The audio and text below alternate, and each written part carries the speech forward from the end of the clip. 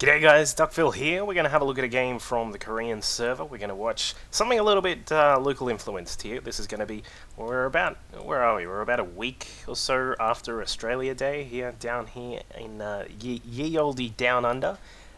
So I'm a little bit late to the party, but we'll have an Australian player featured on the Korean server against a very high quality Protoss opponent. As you can see there in the chat, you already know who the Protoss is, but let's introduce these players anyway.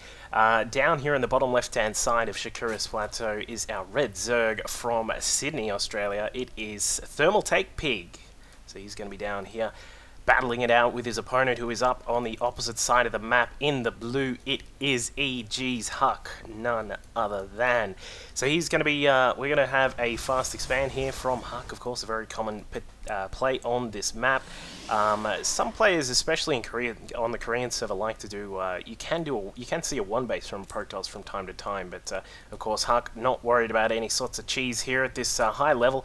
You can, you don't see that sort of six pulley cheese stuff as much, so there's no need to worry about that. But PiG, of course, a great Australian player. He's done really well recently, climbing up the ranks over in Korea, which was fantastic to see. Doing a lot of streaming. You would have seen the little link there to his stream, so jump on there and have a look, say hello, also on Twitter, that sort of stuff.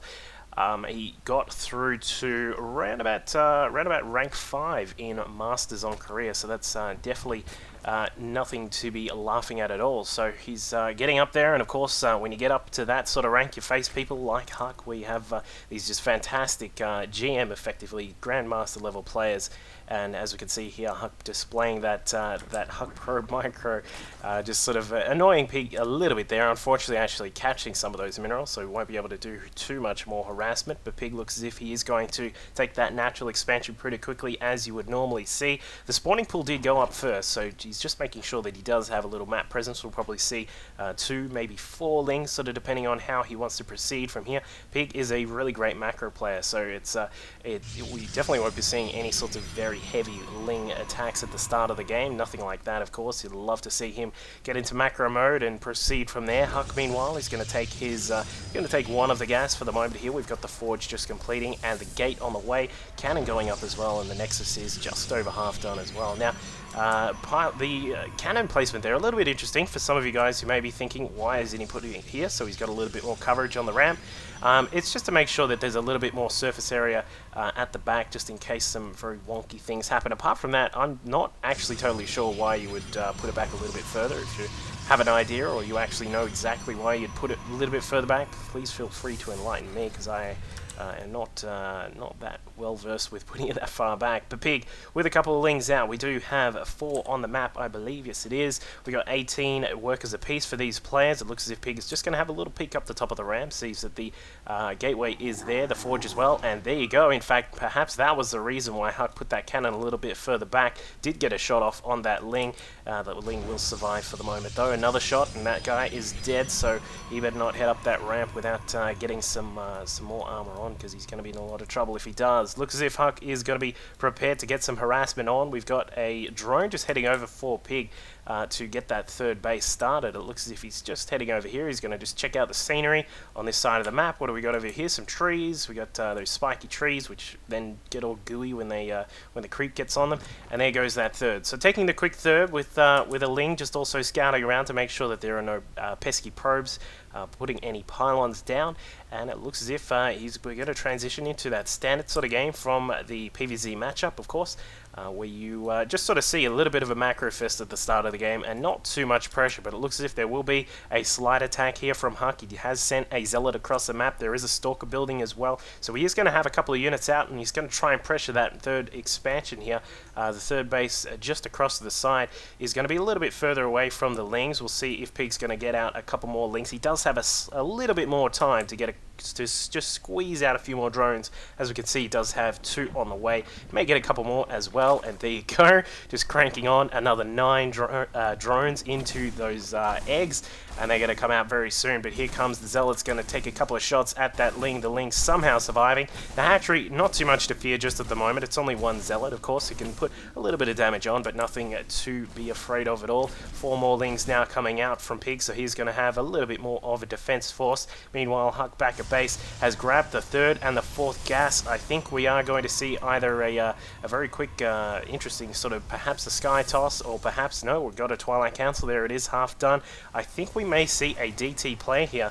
This is becoming a little bit more popular. I've actually been using this quite a lot myself, using DTs to open up a lot of Zergs, despite the fact that they will have some mediocre DT defense, such as a Spore or perhaps a quick Overseer. Still, you can force a lot of damage, and even Huck right now with 1 Zealot and 1 Stalker is forcing a lot of damage on these Lings here. 2 Lings still alive, another 2 will come into battle as well, and they all go down besides 3, but the Stalker pressure has been relieved just for the moment. So we'll see how it is going to go for Huck. It looks as if we are going to get a Dark Shrine here along with a bunch of gates. This is very much like the style which is starting to get a little bit more popularity over in Korea and in the high level scene. What you basically want to do, you want to have +1 done by the time the DTs come out, which is very perfectly timed here by Huck, so you can in fact go for +2 as well. Sort of depends on how much you want to spend on your initial base defense. As we can see, Huck only has the cannon and a couple of sentries here at the moment, so he's not going to, it doesn't look as if he's going to get the +2 just yet, but he certainly has the potential to. But anyway, the point is that you want to get a couple of DTs out. You use this lighthouse pylon, as I like to refer to it. You can use this little guy here. You can see he looks like he's a lighthouse, just pointing down, shining the way to the cliff. And you can bring in a few DTs outside the base, or if you have an alternate pylon somewhere else, you can use that, of course.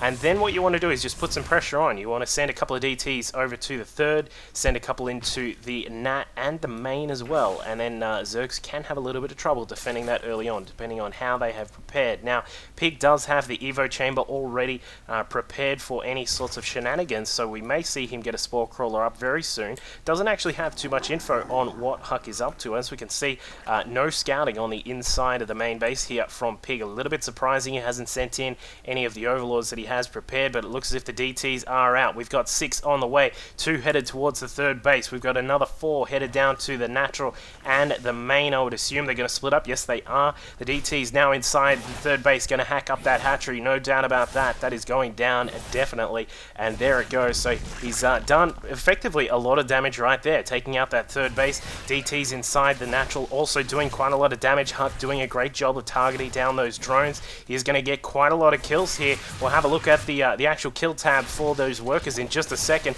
but now the Overseer finally coming to the rescue of this drone line. But a lot of damage has been done for Huck right now, and in fact the DTs will stay alive for the moment. A couple more Overseers are prepared to come inside. The Roaches fending off the remaining DTs. However, there is still one sneaky guy inside the main base of PiG. He's got 2 at the 3rd base here. Huck will probably want to use these to control the position here at the 3rd, although perhaps sending them across to the Xel'Naga watchtowers to gain some map vision might be a better idea. But it looks as if he is going to head inside back towards that natural expansion again, using 1 DT inside the main mineral line as a distraction, and then the extra DTs getting inside. Where are they? Okay, they're actually at this interestingly placed macro hatch, but they will go down, not causing too much damage. And now PiG finally restabilizing his position. He will need to get a few more drones up. We'll have a quick look at how many were killed. 28 kills. That's actually pretty decent. Now, the thing about all this is if we go back to Huck's base, you can expand behind this. A lot of the pressure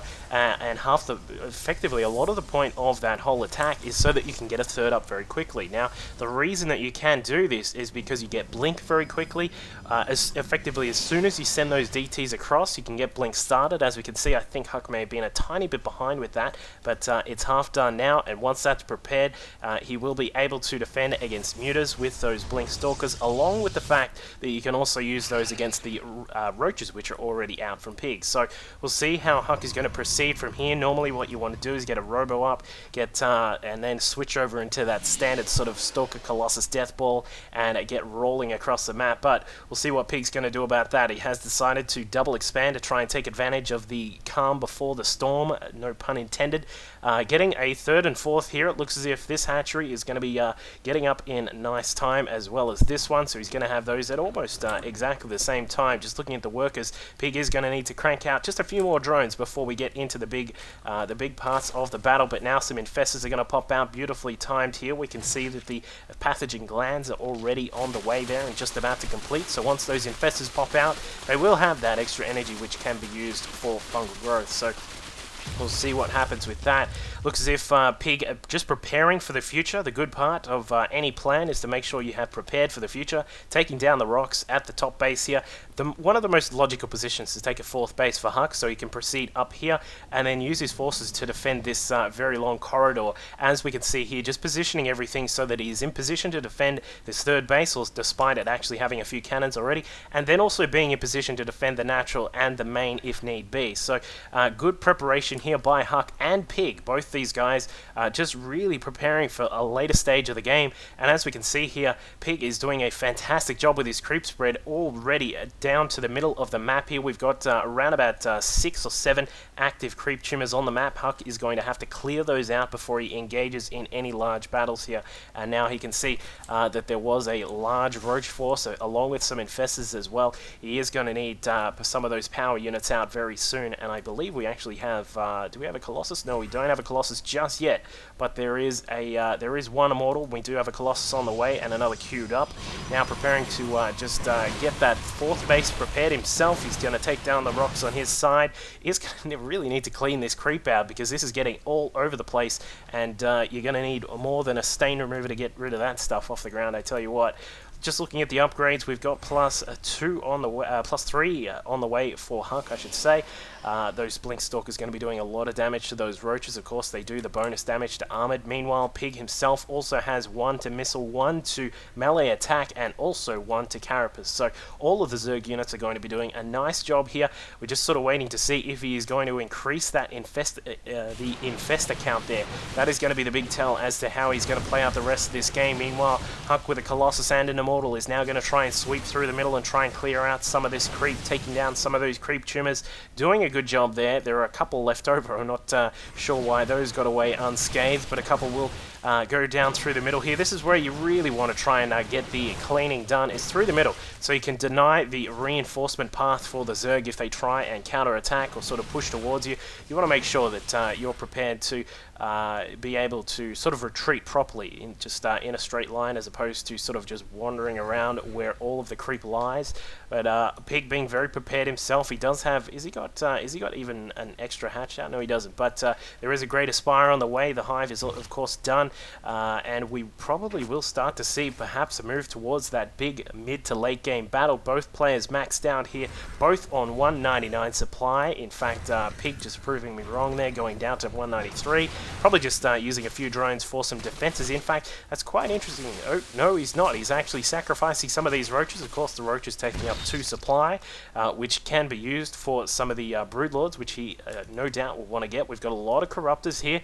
They will be used, of course, to try and take down the Colossi, but there are only 3 Colossi just at the moment, so it's not exactly a huge force of those just at the moment. But PiG now attempting to get a run by here. We do have a lot of Lings in this little group here. They do have +2 to armor, so they should be able to slip by this cannon without getting too many losses on them. They do lose 2 Lings, but now they're inside, going to try and target down that Dark Shrine. HUK, meanwhile, is going to push through the opposite side of the map, cleaning up some more of the creep.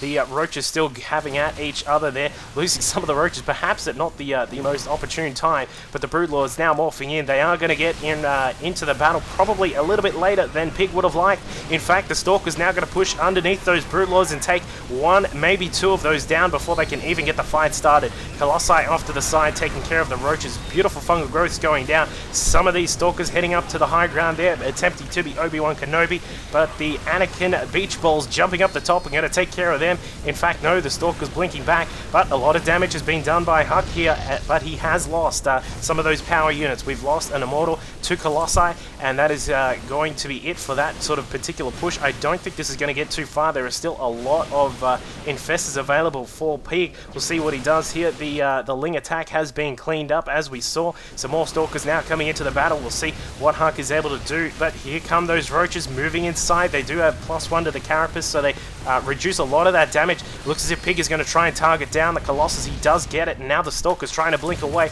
There are way too many roaches and Lings for them to take care of, despite the immaculate blink micro of HUK, but he does blink away. Going to lose a couple of the Stalkers in this retreat, but there we go. That's the removal of the creep through the middle really helping out there, as we said earlier on. But now HUK is going to have to contend with this force now, pushing his 3rd base. He's got a lot of roaches to deal with here, but with the enclosure close positions, he should be fine. We'll probably see if PiG's going to retreat here. In fact, no, he's not. Perhaps not the best idea to try and push into that base where all of the Stalkers can blink on top, create a little wall of Stalker flesh and bone, and then try and clean up the rest of the Roaches. HUK going to offensively blink, trying to catch up with the Roaches to clean out as many of those as he can. A lot of Infestors still available for PiG, so things looking reasonably even for the moment here, but PiG sitting on a very nice economy at the moment, and we'll see if the impending fleet beacon, where is that? That is somewhere, there it is. Okay, so HUK has the fleet beacon on the way.